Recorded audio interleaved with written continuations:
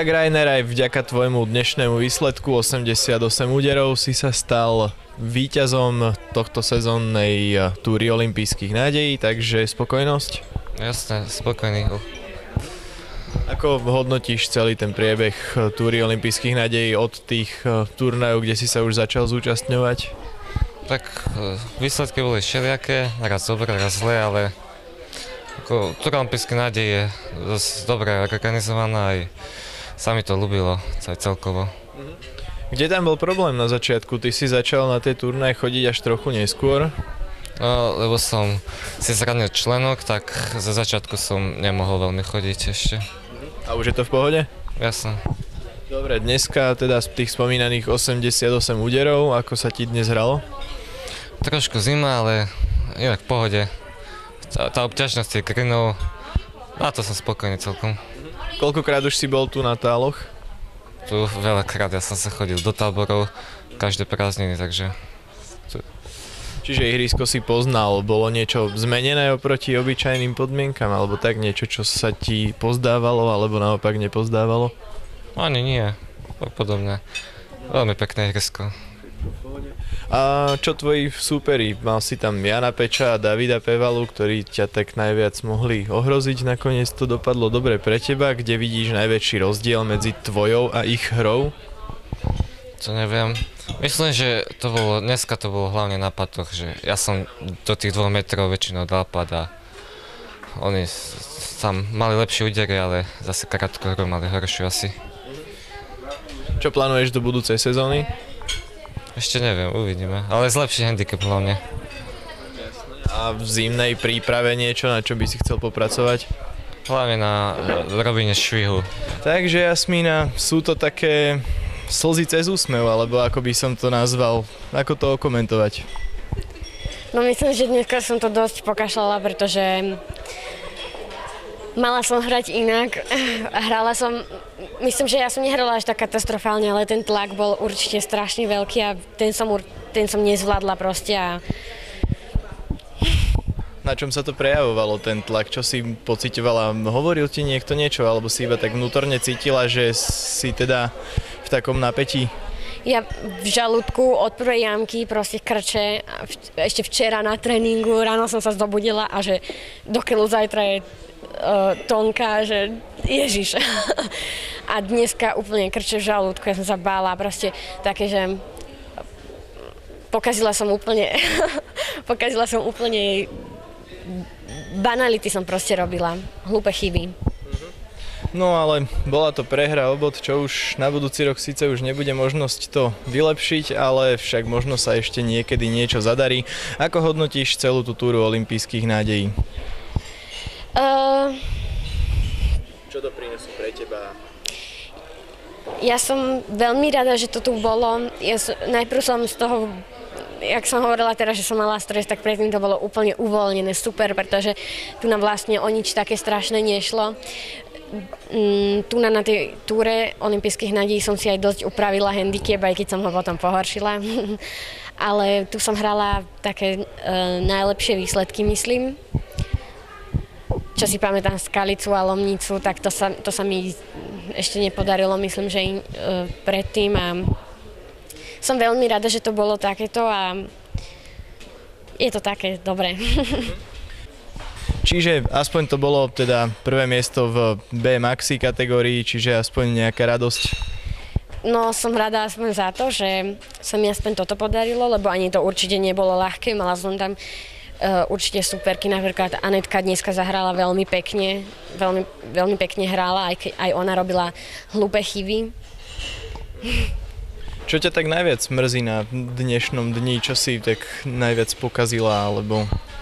Mňa mrzí aj to, že dneska musím uznať, že akože padli mi zo 2 také paty, že wow, alebo tak, ale napríklad tak 10 patov mi asi obtočilo tak jamku, že fakt ma to mrzelo, že akože škoda, že to nepadlo, lebo fakt to lízalo tie jamky a vôbec to nepadalo a bolo to také.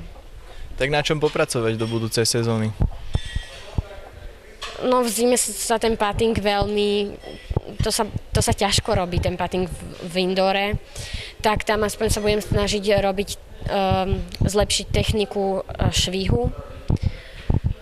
A to je asi tak všetko. Tak Alex, stal si sa víťazom svojej kategórie túry olympijských nádejí, takže si určite spokojný.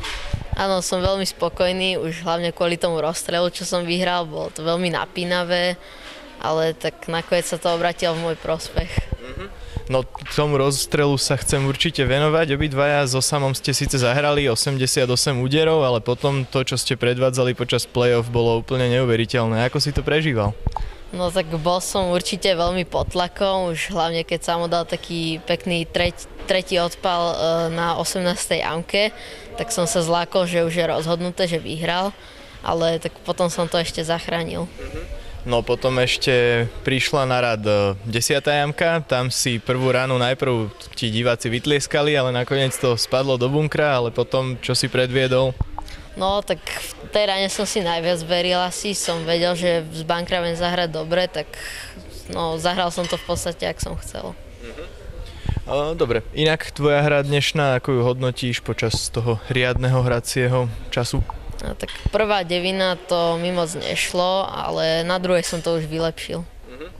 Túra olympijských nádejí tento rok všeobecne nebolo to až také jednoznačné, bojovali ste tam aj s Dominikom Moravcom, aj so Samom Rusnákom, takže kde vidíš tú hlavnú výhodu, že sa to obratilo v tvoj prospech?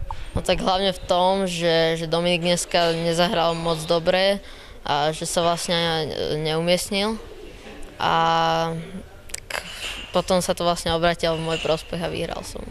Vidíš niečo na svojej hre, čo ti vylepšila práve túra olympijských nádejí?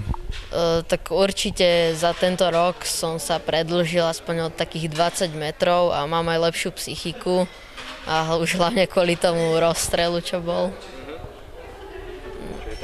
Čo plánuješ do budúcej sezóny?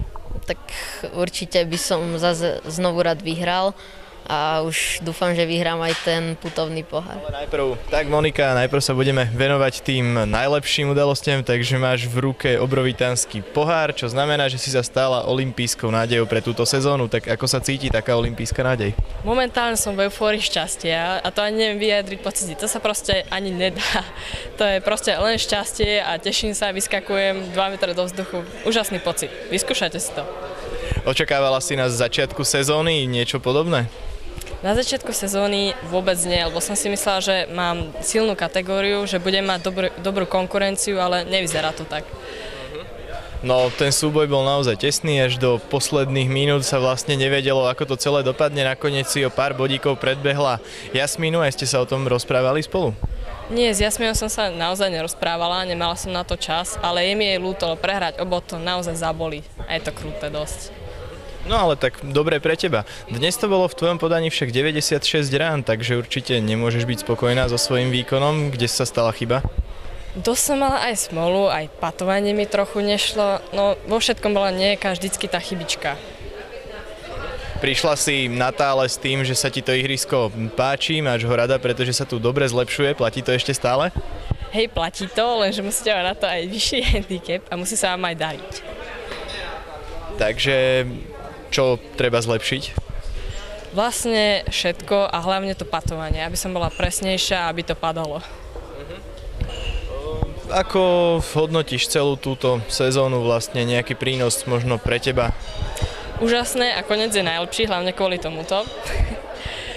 Takže úplne úžasná táto sezóna sa mi páči, ale handicap som mohla mať ešte lepší, ale to nechám už na druhú sezónu. Takže čo do budúcej sezóny? Všetko vylepšiť a ukázať sa ešte v lepšom svetle. V zime budeš na čom pracovať najviac? V zime hlavne budem pracovať vlastne aj na všetkom, ale aj na zdraví, aby som sa konečne uzdravila, aby ma koleno nebolelo. Takže Marek, ty si sem išiel s cieľom zvíťaziť, to sa ti podarilo, dokonca si sa stal aj olympijskou nádejou a ešte si aj členom víťazného tímu olympijských nádejí, čiže si vyhral úplne všetko, čo sa dalo. Tak ako sa cítiš? Cítim sa dobre a som spokojný celkom so sebou, keď dneska som nehral najlepšie. Ako sa ti dnes hralo? Bolo ťažké ihrisko? Tak nebolo, stále sú celkom ťažké, ale hral som najlepšie, ako hovorím, lebo som dal 2x9 rán. Išiel si sem teda s cieľom urobiť hlavne radosť sebe, teda zahrať čo najlepší výsledok, tak si s tým spokojný alebo ani nie? Tak som spokojný, aj keď som skončil teda na tom druhom mieste.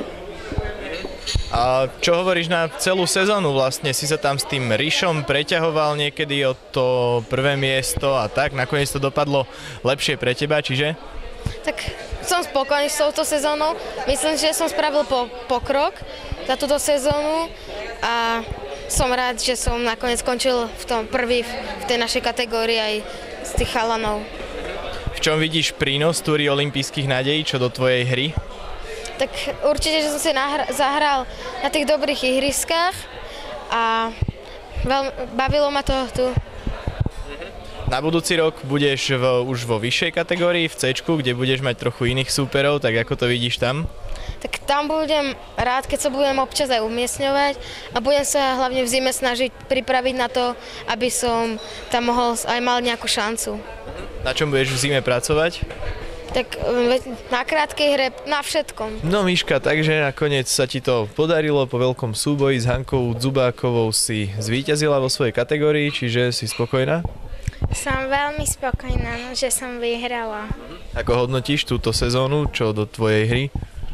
Tak bola to, myslím, dobrá sezóna, veľa som si zlepšila handicap a na budúce určite budem musieť inak hrať.